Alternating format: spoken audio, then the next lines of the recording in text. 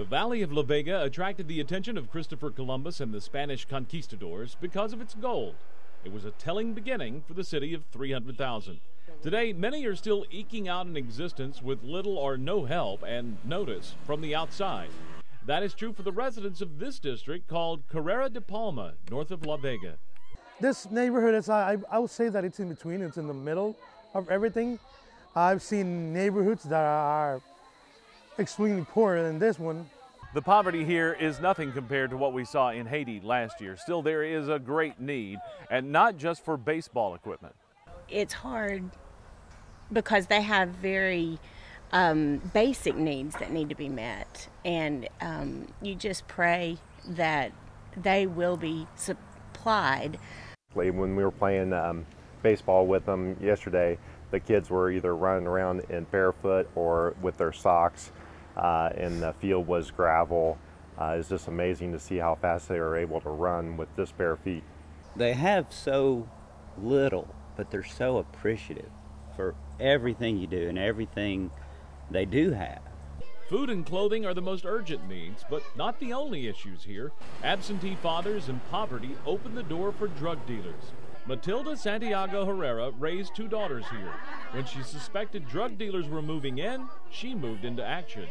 I've seen a lot of children that their parents are in jail because they did something bad, and that's what I'm trying to do, rescue those children so they don't follow the example of their parents. Matilda's house is well off the main road through what barely qualifies as an alley. In this small 3-room home, she began a preschool and after-school program that grew to 100 children. Her camps drew even more, up to 300 children. One Vision was already operating in the Dominican and met Matilda last year and formed a partnership. Now One Vision volunteers are regular visitors, and Matilda's dream is taking wings. It's not something that I can see like I'm seeing you right now. It's something spiritual that we can see far beyond. And only the Lord is the one that placed that in their hearts. And this year, we had a big achievement thanks to One Vision.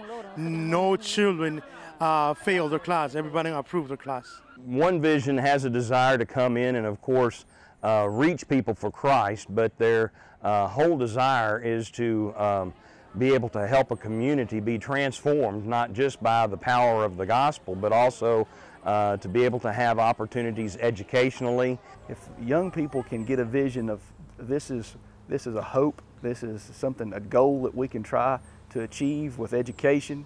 You might think with all these volunteers and One Vision's support, Matilda might be satisfied.